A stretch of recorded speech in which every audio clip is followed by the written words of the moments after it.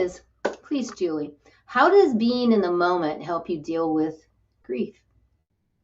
Angel, as I was listening to you before I jumped on, you already gave some really good nuggets that I just really want to point out to people.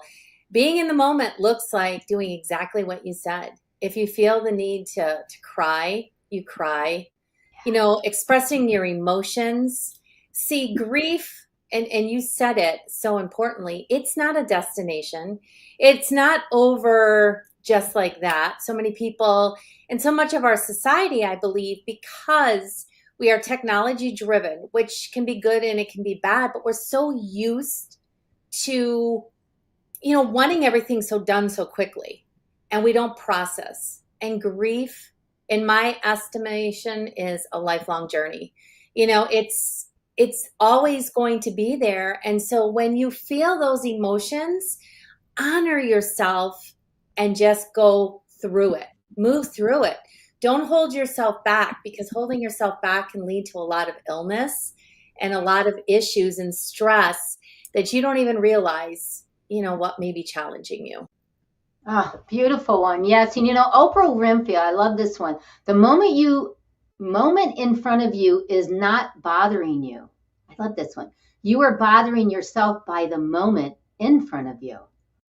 That's by Michael Singer. Did you ever read the book Living Untethered? No, I have not, but I do have that book. So now that you suggested it, it'll come off the bookshelf.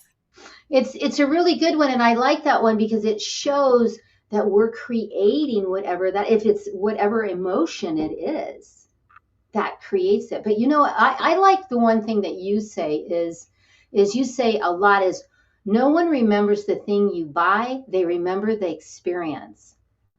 So, how do you loop that with the grief and being in that moment? Because I like that one. I've always been an in the moment type of person as much as possible. And listen, we're all on a journey. None of us have it all figured out. There's moments where like I'm way down forward in the future. But experiencing death and experiencing grief really puts you so much more in the moment.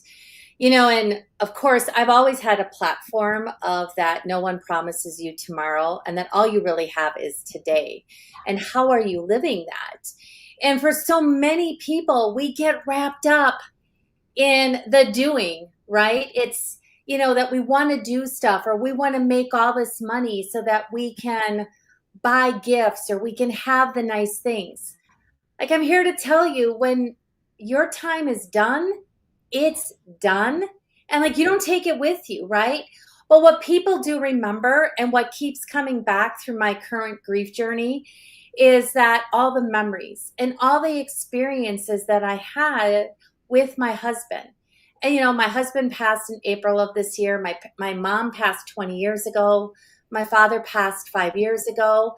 It's the memories that I remember. I don't remember the stuff. Like, that's not the important thing. It's really, truly about the times and the life well lived that we shared together. Oh, beautiful. And I want to say that too, that just holding space for you during that time of your husband and all of that you went through. I know that helped you also. I'm going to say it, and you can say no, but it also helped you because you are a coach and you help others with your coaching. Can you tell us how that really helped your coaching and how you show up in the world now too? I mean, having 10 books, oh my gosh, a 10-time international best-selling author. Wow. But yet it is our story. So please go ahead and give us that. It is your story. And whatever you are feeling at any given moment is perfect for you in that moment, right? Like, I just, like, when I coach people, and because I'm intuitive, like, I can sense that there is something going on for them. And I've encouraged my clients to cry or to do whatever they're feeling in that moment, because again, holding on to those emotions so tightly is doing more harm than good, right? And I've jokingly said, Angel, to God, like, when I lost my husband, God, I didn't need another like reason or, catalyst to have my platform, right? Like I believe in God. And so it's, there's so many things that have happened along this journey, but it's because I've lived them that also helps me to coach my clients. Honestly, I will not coach anybody to do anything that I have not done myself or I'm not willing to do. See, I link arms and we walk the path together. And usually I'm just a few steps ahead, pulling, back and bringing you with me. And that's how I coach. I love how you say that, and doing this and being on the journey that you have been on with the grief, but then also you are very intuitive in how you are in that moment. Could you give us one tip or one thing doable that we can do that maybe you do on a daily basis? Because as with me, and I know it's my dog Shine, but yet grief is grief, right? Grief is grief. And I get that heaviness. And I know you do too. I do.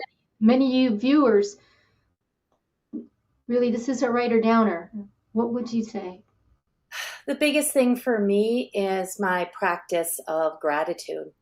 The attitude of gratitude, really. I start every day and I end every night with journaling around gratitude because everything in that gratitude comes back to often the deep love that I have experienced in my life because of my husband, because of my parents, because of my other friends and other family, right? Like that is a constant theme that continues to always come up that I'm in gratitude for. And on those lines, it goes along with what I consider digital detoxing, right? Like the first thing that we don't need to do in the morning is pick up that phone and start running like crazy. Like just get up and be grateful. And it takes a little bit to get into a writing gratitude practice, but how many times do you just simply wake up and say, thank you, God, or thank you, universe, for another day? I will, every time I wake up 6 feet above ground versus 6 feet below ground, and as you know, Angel, I'm 6 feet tall. That's why I say the whole 6 foot thing, right? Is another day to be grateful because just waking up and taking, those breaths is all the reason that we ever need as human beings to be grateful. Beautiful, beautiful. So being in that, having a practice is what she's saying, viewers. And I love this quote also from Osha. And it is, when you are here and now, sitting totally, not jumping ahead, the miracle has happened. To be in that moment is the miracle. Tell me about that miracle moment, because many people go, oh, I'm in the moment. But then they're like, well, wait a minute. What is that miracle? How does that feel? See, it's being at peace. And it's just that sense that everything is okay and is going to be okay. See, I really believe as human beings that we are not designed to multitask. And so when you're talking about some of that stuff, right? Like how many of us? And I do the same thing. Like I may be watching TV and I'm on my cell phone and I'm thinking about something else, right? Like, it's like just turn off all the distractions and just sit and be there and see what happens. Because a lot of our creativity comes, a lot of great thoughts come, a lot of love for ourselves and who we are come in the moments of quiet and silence. And I just know, like, multitasking, if you are listening in, is not a badge of honor. I know we can all do it. It's all well and good, but it's not how we were designed to be.